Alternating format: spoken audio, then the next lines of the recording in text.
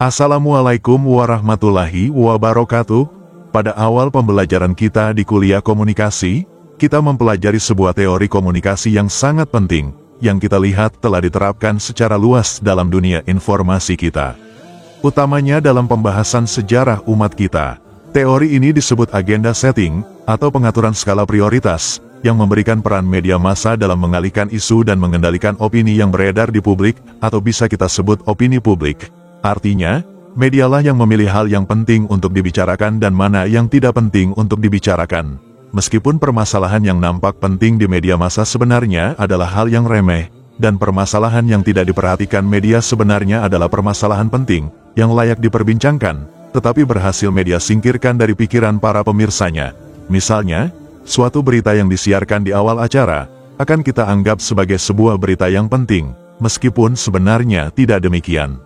Akan tetapi, berita itu menjadi terasa penting karena stasiun televisi atau negara menyajikannya sebagai berita utama, sementara berita yang sebenarnya penting mungkin saja disiarkan di akhir acara, dengan begitu berita tersebut menjadi tidak penting menurut Anda. Maka dari itu, untuk penjelasan lebih lanjut tonton sampai habis video ini. Apabila belum sempat menonton sampai habis silakan Anda like, subscribe, dan komen dulu agar bisa dilihat di saat waktu senggang. Mari kita lanjutkan pembahasan kita. Metode ini dalam komunikasi dianggap lebih berbahaya dari sebuah tipuan, karena media dalam hal ini tidak berdusta secara langsung, namun media telah menipu Anda tanpa Anda sadari, dengan mengatur prioritas Anda.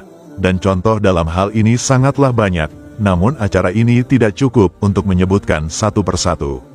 Namun, jika Anda perhatikan berita-berita yang media tayangkan untuk Anda, akan Anda dapati banyak permisalan seperti itu. Di sini saya tidak akan membahas contoh di negara tercinta kita ini.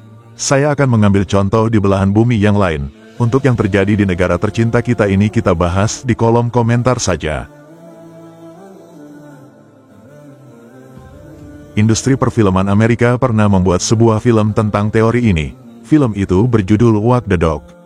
Bercerita bahwa Presiden Amerika tersangkut sebuah skandal sebelum pelaksanaan pemilu presiden, yang dapat memperburuk reputasinya di masyarakat.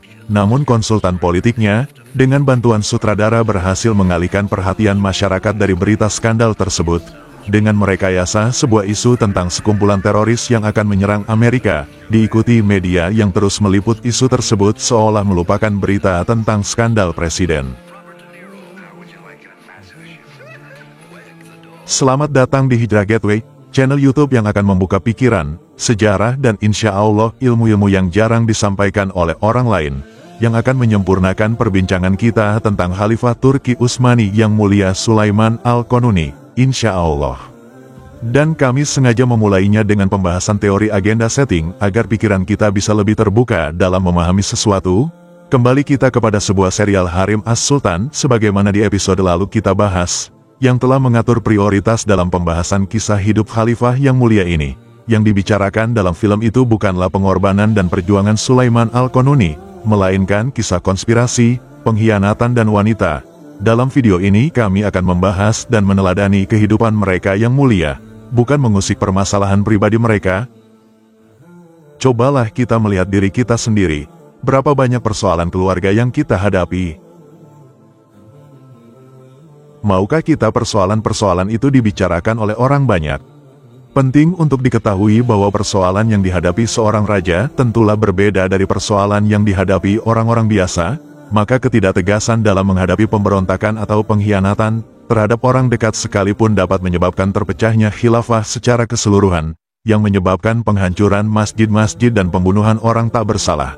Sebenarnya, pembahasan soal konspirasi, pengkhianatan dan wanita dalam film Harem As-Sultan yang menceritakan Khalifah Sulaiman Al-Qanuni tidaklah penting ketika kita bandingkan dengan kisah perjuangan, pengorbanan dan kemenangannya. Sesungguhnya kita sedang membicarakan tentang manusia biasa, terkadang berbuat salah, bukan tentang manusia yang sempurna yang tidak pernah salah, bahkan para nabi dan sahabat sekalipun, yang Allah membuat mereka melakukan sebuah kesalahan untuk menjadi teladan buat kita bagaimana mereka menyikapinya ketika berbuat kesalahan. Dan sebelum kita lanjutkan perbincangan tentang Khalifah yang mulia Sulaiman Al-Qanuni, kami selalu menyambut setiap komentar dan kiriman ke channel kami untuk mendukung acara ini. Dan usai pembukaan yang panjang ini, tibalah saat untuk menyempurnakan perbincangan kita tentang Sang Khalifah yang mulia. Di episode sebelumnya, kami telah menjanjikan untuk membahas salah satunya tentang pertempuran Mohacs. Pernahkah kita membaca pertempuran ini dalam buku-buku sejarah di sekolah? Bahkan masih sangat sedikit konten kreator yang membahas topik ini. Topik sejarah tentang keagungan bangsanya, tentang keagungan pahlawan-pahlawan Islam. Bukankah seringkali ketika kita mengangkat kisah para sahabat Nabi mereka selalu bilang, "Ah, itu kan sahabat Nabi, sedangkan kita hanya manusia biasa." Kisah yang kami sampaikan ini juga manusia biasa yang hidup pada abad ke-16 Masehi. Yang jelas, para pemalsu sejarah tidak ingin kita membaca atau kita tahu sejarah Islam selain kegagalan, kekalahan, dan perpecahan. Maka bagaimana kisah pertempuran Mohacs yang merubah wajah benua Eropa untuk ratusan tahun sesudahnya? Kisah ini dimulai setelah pengangkatan Sulaiman Al-Qanuni untuk memegang tanggung jawab sebagai khalifah. Saat itu, Raja Hungaria menolak membayar jizyah sebagaimana yang ia bayarkan di zaman Sultan Salim pertama. Ia mengira sedang menghadapi seorang khalifah muda yang tidak memiliki kekuatan seperti ayahnya. Bahkan ia berani membunuh utusan Sulaiman Al-Qanuni. Dan umur Sulaiman saat itu 26 tahun. Saat itu juga, Khilafah Turki Utsmani mengumumkan perang atas Hungaria, dan Sulaiman Al-Qanuni memilih untuk memimpin sendiri pasukan Islamnya menuju Hungaria. Dan dalam perjalanannya, beliau berhasil menaklukkan benteng Belgrad yang kokoh. Seperti yang kami sebutkan di episode lalu, penaklukan itu bertepatan dengan Hari Raya Idul Fitri. Maka Sultan pun mendapat ucapan selamat atas kemenangan dan Idul Fitri sekaligus dari dalam Belgrad. Setelah itu, Sultan Sulaiman langsung bergerak ke arah utara menuju ibu kota Hungaria. Maka sadarlah pasukan salib bahwa mereka sedang menghadapi seorang lelaki yang begitu kuat, yang akan mengguncang singgasana mereka. Dalam keadaan genting itu, Paus Clement VII memanggil segenap pasukan salib Eropa dari Vatikan untuk memerangi Sulaiman Al-Qanuni. Paus juga menjanjikan penebusan dosa bagi setiap pasukan yang mengikuti pertempuran ini, yang berupa surat resmi gereja dengan tanda tangan Paus, yang menjamin pengampunan atas seluruh dosa, disertai kekekalan di surga. Maka terbentuklah persekutuan pasukan salib terbesar di dunia saat itu, terdiri dari seluruh pasukan salib yang ada pada saat itu, yang dipimpin oleh Kekaisaran Suci Romawi, mencakup Spanyol, Italia, Jerman, Austria, Belanda, Belgia, Swiss, Luxembourg, sebuah wilayah luas di Perancis dan sejumlah wilayah Eropa lainnya, ditambah Kerajaan Hungaria yang mencakup Hungaria, Slovakia, Rumania dan serta wilayah utara Serbia, serta Kerajaan Bohemia yang sekarang menjadi Republik Ceko, Kroasia, Polandia dan Bayer, sebuah wilayah di Jerman, dan ikut serta pula pasukan negara kepausan ditambah pasukan salib bayaran dari seluruh penjuru Eropa. Maka bisa kita bayangkan seberapa besar kekuatan salib terbesar di zaman itu, yang terdiri dari seluruh benua Eropa. Kecuali Inggris, Portugal, sebagian wilayah Perancis dan Swedia. Inggris dan Swedia tidak ikut karena memilih bergabung dengan aliran Protestan yang didirikan oleh Martin Luther. Perancis memang mengikuti Katolik, namun bermusuhan dengan Spanyol. Mereka juga dalam perjanjian damai dengan khalifah yang membebaskannya dari Spanyol. Portugal yang juga Katolik tidak ikut karena dua sebab. Pertama, bermusuhan dengan Spanyol. Kedua, karena sebenarnya ada rencana yang lebih jahat lagi yang mereka persiapkan untuk menyerang umat Islam. Akan kita bahas di lain waktu insya Allah. Singkatnya, kedua pasukan bersiap di sebuah lembah di selatan Hungaria. Lembah itu disebut Lembah Mohacs. Pasukan Eropa terdiri dari pasukan terbaik Eropa dengan senjata yang maju saat itu, dan pasukan Romawi itu, Romawi adalah lafaz umum untuk menyebut Eropa saat itu, adalah pasukan yang keras, yang maju menjemput maut tanpa rasa takut. Tidak hanya karena kepercayaan Nasrani mereka tentang penebusan dosa seperti yang kami sebutkan sebelumnya, namun, karena sebuah budaya di Eropa yang masih ada hingga kini. Tidak seperti kita yang sering melupakan para pahlawan dalam sejarah, bahkan terkadang memalsukan kisahnya. Masyarakat Eropa amat menghormati pahlawan mereka, dan tidak melupakannya selamanya. Hal ini dapat dilihat di sepanjang jalanan Eropa yang memajang patung-patung para pejuang mereka. Pasukan salib tahu bahwa hidupnya akan terus dikenang, bahkan bisa dianggap orang suci. Karena itulah mereka maju menjemput maut tanpa rasa takut, karena mereka akan terus kekal, kalaupun tidak di surga, maka di tengah umatnya. Dalam hal patung-patung, kami tidak menyarankan untuk meniru orang-orang Eropa atau orang-orang non-Muslim, karena dalam Islam haram hukumnya membuat patung. Pasukan salib di Mohacs dipimpin oleh sejumlah panglima terbaik dari Hungaria saat itu. Di antaranya adalah Raja Hungaria Louis II dan Paltomori, seorang pastor yang memimpin salah satu bagian pasukan untuk menebarkan semangat dalam jiwa mereka. Dari sisi pasukan Islam, terdiri dari tentara Turki Utsmani yang dilengkapi sejumlah meriam kuat, dan sebelum itu, jiwa mereka dipenuhi oleh akidah tauhid, dan diperkuat oleh satuan pasukan elit Turki Utsmani, jenis Sari, dan pasukan ini dipimpin oleh panglima bagi seluruh kekuatan Islam Amirul Mukminin Sultan Sulaiman Al-Qanuni, yang telah mengeluarkan perintah bagi seluruh pemimpin pasukan berupa penghancuran kekuatan musuh secara keseluruhan, menghancurkan seluruh kekuatan sekutu lalu pendudukan ibu kota musuh yaitu Budapest. Di malam pertempuran, Sultan Sulaiman menghidupkannya dalam salat dan doa kepada Allah, untuk kemenangan muslimin. Beliau terus begitu sampai fajar tiba. Beliau lalu memimpin salat subuh bersama pasukannya yang tangguh. Usai sholat, beliau berdiri memandang segenap pasukannya dengan penuh rasa bangga. Lalu beliau berkata sambil tersenyum dan air matanya berlinang, seakan aku berada di samping Rasulullah Shallallahu Alaihi Wasallam, dan beliau memandang ke arah kalian semua. Setelah itu, pecahlah tangisan haru segenap pasukannya, lalu mereka memeluk satu sama lain berjanji untuk kembali berjumpa di surga dengan menggapai syahid. 21 Zulhijjah 932 Hijriyah, bertepatan dengan tanggal 29 Agustus tahun 1526 Masehi. Saat itu dimulailah jalannya pertempuran yang agung ini. Ingatlah tanggal ini baik-baik, itulah hari terjadinya pertempuran Mohacs yang kekal.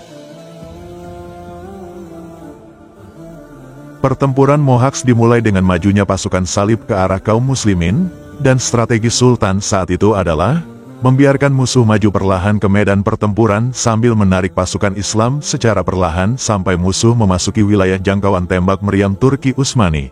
Dan benar saja, majulah pasukan salib ke arah pasukan muslimin yang dikejutkan dengan mundurnya pasukan Islam. Pasukan salib mengira kaum muslimin telah kalah dalam waktu singkat, maka majulah pasukan salib bagaikan air bah tak terbendung. Strategi ini tidak mungkin bisa terwujud jika pasukan salib berjumlah lebih sedikit dari pasukan muslimin. Jika Anda mencoba mencari tentang pertempuran Mohacs ini di mesin pencarian Google atau Microsoft, atau mungkin yang lainnya, mereka selalu mengatakan bahwa kemenangan pasukan Sultan Sulaiman Al-Qanuni di Mohacs karena pasukannya lebih banyak berjumlah 100.000 dan pasukan Hungaria berjumlah kurang dari 30.000 itu adalah upaya mereka menutupi kekalahan yang sangat memalukan. Begitu juga dengan pertempuran-pertempuran Islam yang lain, jika Anda mencarinya pasti dikecilkan jumlah mereka dan dibesarkan jumlah muslimin. Sebagai contoh lain, saat Anda mencari pertempuran Qadisiyah, misalnya pertempuran penaklukan Persia oleh sahabat Nabi Sa'ad bin Abi Waqqas, yang sebenarnya adalah 30.000 pasukan muslimin melawan pasukan dari Kekaisaran Persia yang dipimpin oleh panglima perangnya yang bernama Rustum berjumlah 230.000. Ketika Anda cari di penelusuran Google atau yang lainnya, pasti jumlah muslimin dibesarkan dan jumlah mereka dikecilkan, sebuah upaya penggelapan sejarah yang selalu mereka sampaikan. Demi Allah saudaraku sekalian, sejak dulu, sejak zaman Rasulullah, pasukan muslimin selalu lebih sedikit dengan senjata yang lebih sederhana dibandingkan mereka. Namun umat Islam selalu menang selama tidak terjadi kemaksiatan. Kembali ke pertempuran Mohacs. Saat itulah Sultan Sulaiman Al-Qanuni segera memerintahkan pasukan meriam Turki Utsmani untuk melakukan serangan balik. Maka ditembakkanlah meriam-meriam milik pasukan Islam, dan meluncurlah peluru-peluru meriam bagaikan bola api ke arah musuh. Maka kacaulah barisan pasukan salib, ketakutan pun mulai menyelimuti mereka. Setelah melihat berhasilnya strategi Sultan Sulaiman, sementara itu, ribuan pasukan mereka bertumbangan di saat-saat pertama pertempuran. Lalu bergeraklah sayap pasukan Islam untuk mengepung mereka dari segala arah. Melihat itu, maka mundurlah pasukan salib dari medan pertempuran tanpa terkendali. Sebagian besar mereka tenggelam di sungai Danube. Di antara yang tenggelam itu adalah Raja Hungaria, Louis II, yang ingin melarikan diri melalui Danube, termasuk sebagian besar komandan pasukan salib, termasuk Pastor Paltomori, dan usailah pertempuran dengan kemenangan mutlak kaum muslimin, setelah terbunuhnya 20.000 pasukan salib. Sementara di pihak muslimin hanya 1.500 orang saja yang syahid. Hingga kini, rakyat Hungaria masih mengenang kekalahan mengerikan mereka di Mohacs. Bahkan sebuah pepatah mereka mengatakan, kekalahan terburuk kita adalah di Mohacs. Mungkin sebagian dari Anda heran dengan pendeknya kisah pertempuran ini. Namun sungguh, kami tidak menyingkat kisah pertempuran ini, karena memang pertempuran ini berjalan amat singkat. Berapa lamakah pertempuran ini berlangsung?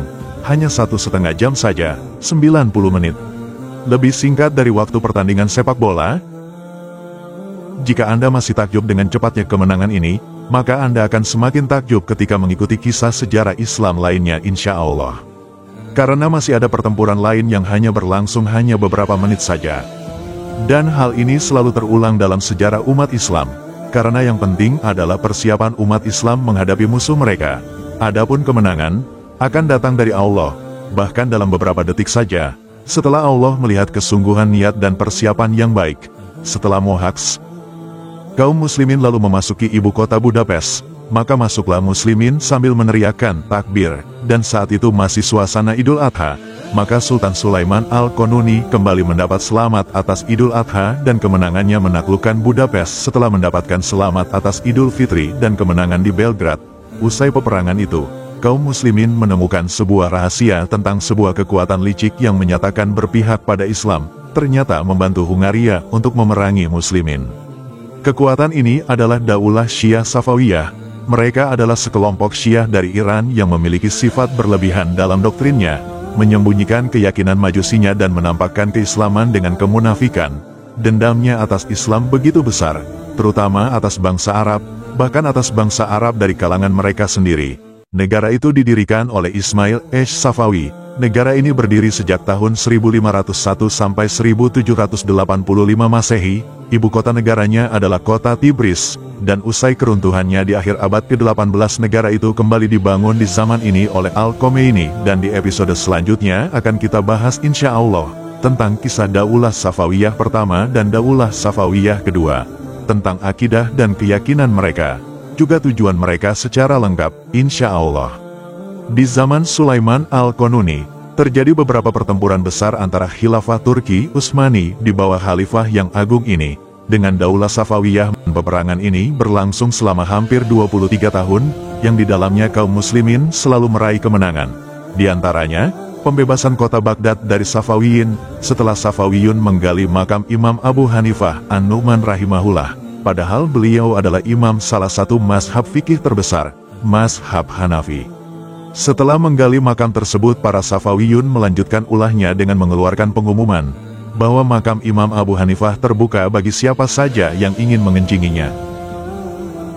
Saat itu, setelah mendengar kabar tersebut, bergeraklah Khalifah Sulaiman Al-Qanuni hingga berhasil membebaskan Baghdad, dan menyerahlah Safawiyun Persia yang lalu tunduk kepada Khalifah Sulaiman Al-Qanuni dalam sebuah perjanjian untuk menggabungkan Baghdad dan Tibris ke dalam wilayah Khilafah Utsmaniyah. Namun, Syiah Safawiyah sejak dulu hingga kini masih saja menjadi musuh dalam selimut bagi umat Islam, sebagaimana mereka membantu Austria saat Sulaiman Al-Qanuni mengepung ibu kotanya yaitu kota Wina, yang membuat pengepungan itu gagal dan terpaksa dihentikan. Padahal Wina adalah kunci penaklukan Eropa. Dan ada sebuah pepatah Eropa mengatakan, kalau bukan karena Syah yaitu pemimpin Safawi, sampailah Turki Utsmani ke Sungai Rhine. Di periode Al-Qanuni pula, banyak kemenangan yang berhasil diraih oleh pasukan muslimin, diantaranya dalam pertempuran Laut Preveza, pertempuran laut terbesar dalam sejarah Islam yang telah kita bahas di episode tentang Barbarossa bersaudara. Rahimahumullah, di zaman Sulaiman Al-Qanuni pula, wilayah Khilafah Islamiyah meluas dengan sangat cepat, yang mencapai Somalia dan Eritrea di selatan hingga sekitar kota Wina di utara. Di zamannya pula Angkatan Laut Turki Utsmani terus menjalankan misi ke Andalusia, untuk penyelamatan muslimin Eropa dari penyiksaan oleh gereja di Spanyol, dan bukan hanya muslimin saja yang diselamatkan saat itu, bahkan diselamatkan pula umat Yahudi yang juga mengalami siksaan dari pihak gereja. Jumlah mereka yang diselamatkan di zaman Al-Qanuni bahkan mencapai ribuan jiwa dari kaum Yahudi, agar mereka dapat hidup dalam kedamaian di bumi Khilafah Islamiyah, bumi Islam, sebuah agama yang mengajarkan kepada dunia makna kemanusiaan dan perdamaian. Di luar kemenangan itu semua, Sultan Sulaiman Al-Qanuni tidak hanya mencukupkan di bidang militer saja. Selain mahir dalam militer, beliau juga seorang penyair ulung, menguasai sejumlah bahasa asing. Beliau juga selalu memperbanyak salat dan puasa. Tidak seperti gambaran media, bahwa beliau selalu terlena dalam kesenangan dunia. Cukuplah kita tahu, bahwa beliau telah 8 kali menulis mushaf Al-Quran dengan kedua tangannya. Sultan Sulaiman Al-Qanuni juga Khalifah Utsmaniyah pertama yang merenovasi Masjidil Haram, beliau juga mendirikan sebuah menara di Masjid Haram yang dinamai Menara Sulaiman Al-Qanuni, termasuk di dalamnya renovasi Masjid Nabawi dan Masjid Al-Aqsa. Dan meminta kepada seorang arsitek besar, Sinan Pasha, untuk membangun sebuah masjid di ibu kota khilafah, yaitu Istanbul. Sinan Pasha lalu merancang sebuah mahakarya arsitektur yang tak tertandingi, yaitu Masjid Jamik Sulaiman, yang dirancang oleh Sinan Pasha rahimahullah dengan seni arsitektur tinggi, yaitu dirancang mampu memantulkan suara di antara kubah masjid yang berfungsi seperti sound system untuk mengeraskan suara di dalam masjid. Alhasil, suara imam di mimbar dapat didengar sampai bagian akhir masjid, semua itu sebelum ditemukannya mikrofon. Dan setelah meluasnya wilayah khilafah Islamiyah, Sultan Sulaiman Al-Qanuni lalu merumuskan sebuah undang-undang negara, dikenal dengan Qanun Sulaiman, yang diambil dari syariat Islam yang mencakup semua persoalan. Undang-undang ini nantinya akan menjadi asas bagi sejumlah undang-undang di Eropa. Maka Kongres Amerika Serikat memberinya sebuah penghormatan dengan memahat gambar wajahnya di sebuah sisi bangunan Kongres, sebuah pengakuan untuknya sebagai salah seorang negarawan terbesar dalam sejarah. Demikianlah beliau terus membangun, menaklukkan, dan meraih kemenangan selama 46 tahun. Beliau habiskan dalam jihad dan pembangunan selayaknya seorang khalifah bagi muslimin, yang merupakan masa kepemimpinan terlama dalam sejarah kepemimpinan seluruh khilafah muslimin, yang memperluas wilayah Islam setelah ayahnya, yaitu Salim I, dari semula 6 juta kilometer persegi menjadi 19 juta kilometer persegi, menggabungkan kota-kota besar dari seluruh dunia yang tak dapat kami sebutkan satu persatu di sini. Saat beliau mencapai usia 74 tahun, datanglah kabar bahwa sejumlah wilayah Islam mendapat gangguan dari kerajaan Austria, maka ia putuskan untuk mengulang kembali usaha penaklukan kota Wina. Namun karena sakit parah yang dideritanya, beliau dilarang untuk ikut pertempuran itu. Namun ia menjawab nasihat itu dengan berkata, "Sesungguhnya aku telah memohon kepada Allah untuk meraih syahid dengan wafat dalam perang di jalannya." Karena tak mampu lagi bergerak, beliau lalu ditandu oleh tentaranya, hingga sampailah pasukan Turki Utsmani di sebuah benteng kokoh yang dikenal sebagai Benteng Szigetefar atau Siktuar, yang merupakan salah satu benteng terbaik di dunia. Karena tidak bisa ditaklukkan, maka dikepunglah benteng itu selama 5 bulan terus-menerus. Sementara keadaan Sultan Sulaiman Al-Qanuni semakin memburuk. Saat sebagian pasukan mulai berputus asa, seorang prajurit mendengar suara lirih dari dalam tenda Sultan, yang tidak lain adalah suara khalifah mereka yang sedang sakit, Sulaiman Al-Qanuni, yang berdoa kepada Allah dengan suara yang ditimpa sakit. Dengan penuh ketawaduan, memohon kepada Allah untuk menolong kaum muslimin dan mengirimkan api kepada para musuhnya. Usai doa itu diucapkan, tiba-tiba sebuah peluru meriam Turki Utsmani jatuh menimpa gudang mesiu musuh, maka berubahlah langit Szigetefar menjadi gulungan api. Api pun melahap seluruh bagian benteng. Melihat itu, majulah muslimin ke arah benteng dan menembusnya. Lalu diangkatlah bendera Islam, bendera hilal Turki Utsmani di atas benteng musuh. Maka berhamburlah prajurit memberitahu khalifah dengan kabar gembira ini. Mendengar itu tersenyumlah khalifah dengan senyuman yang indah, lalu mengangkat pandangannya ke atas sambil berkata lirih, "Alhamdulillah. Inilah saat terbaik menyambut kematian. Inilah saat terbaik menyambut kematian." Kemudian berhentilah suara itu, dan berhentilah jantung itu. Itulah jantung seorang pemuda, yang dahulu para raja Eropa merendahkannya, ternyata ia tumbuh dalam kemenangan dan penaklukan. Hingga sampailah hari itu, di mana ia berhenti berdetak, setelah kehidupan yang penuh perjuangan, pengorbanan dan penebusan jiwa. Di antara para mukminin, terdapat sekumpulan orang yang memenuhi janji mereka kepada Allah. Di antara mereka ada yang gugur dan ada yang menunggu waktu syahid itu, dan mereka tidak merubah janjinya. Ketika kabar wafat ini sampai kepada kaum muslimin, menangislah umat Islam di seluruh dunia, menangislah para orang tua di Mekah dan Madinah, anak-anak di Al-Quds, para pemuda di Aljazair dan Tunisia yang telah ia bebaskan dari penjajah, dan menangislah para wanita Andalusia atas seorang lelaki yang telah menyelamatkan mereka dari kegelapan penyiksaan gereja di Andalusia. Adapun pasukan salib, mereka menggelar perayaan yang belum pernah dilihat selama ini. Berdentanglah lonceng Vatikan saat mendengar kabar kematian lelaki yang membuat mereka sangat ketakutan itu. Dan sejarawan Jerman, Halmak, menggambarkan hari itu dengan perkataannya, "Sungguh Sultan ini lebih berbahaya bagi kami daripada Salahuddin sekalipun." Sementara sejarawan Inggris Harold Lamb berkata, "Sungguh, hari raya Nasrani itu banyak. Jika kau bertanya tentang yang paling agung, maka sudah jelas itu adalah hari kematian Al-Qanuni. Di saat pengurusan jenazahnya, orang-orang dikejutkan dengan wasiatnya untuk dikuburkan bersama kotak yang terkunci rapat. Para ulama khawatir jika di dalamnya terdapat harta perhiasan, karena merusak harta dengan memendamnya adalah perbuatan yang dilarang syariat. Maka diputuskan untuk dibuka kotak itu. Setelah dibuka ternyata ia berisi tumpukan kertas fatwa para ulama, karena Sultan tidak pernah memutuskan suatu perkara penting tanpa meminta pertimbangan ulama untuk mengetahui hukumnya dalam syariat. Di antara fatwa itu, ada sebuah fatwa yang Sultan tanyakan kepada Syekhul Islam, Abu Suud Afandi yang merupakan mufti Daulah Utsmaniyah saat itu, tentang melumuri pohon istana dengan semen putih untuk mencegah tersebarnya semut di dahan pohon, namun dapat mengakibatkan matinya sejumlah semut. Akhirnya sang mufti membolehkan hal itu untuk mencegah penyebaran semut di istana. Usai melihat kotak di samping jenazah Al-Qanuni yang berisi sejumlah fatwa itu, menangislah Abu Suud Afandi beserta semua yang ada di ruangan itu. Lalu berkatalah Abu Suud Afandi sambil menangis, "Telah kau selamatkan dirimu wahai Sulaiman, telah kau selamatkan dirimu wahai Sulaiman. Langit manakah yang akan menaungi kami? Bumi manakah yang akan kami pijak? Jika ternyata fatwa-fatwa kami itu salah, semoga Allah mengasihi Amirul Mukminin Sulaiman Al-Qanuni dan menempatkannya di surga yang luas, dan mengumpulkan kita semua dengannya bersama Rasulullah Shallallahu Alaihi Wasallam." Inilah kisah singkat hidup seorang lelaki mulia bernama Sulaiman Al-Qanuni, yang orang barat menyebutnya Sulaiman yang Agung, Sulaiman the Magnificent, yang selalu mengawali surat-suratnya kepada para raja Eropa dengan kalimat, "Innahu min Sulaiman wa innahu bismillahirrahmanirrahim." Dan Allah Maha Tahu bahwa kami coba meringkas kisah hidup beliau sebisa mungkin.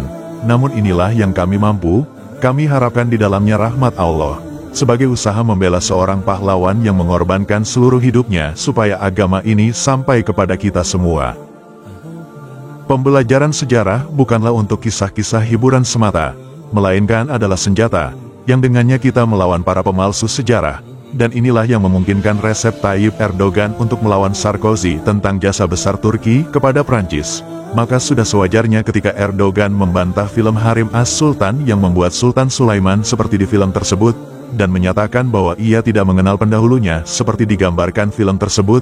Bahkan mereka adalah para pemberani yang menghabiskan hidup mereka di atas punggung kuda dalam berbagai pertempuran dan penaklukan. Nampaklah bahwa Erdogan adalah pembaca sejarah yang baik. Ia juga telah mengeluarkan sebuah pernyataan yang mengejutkan.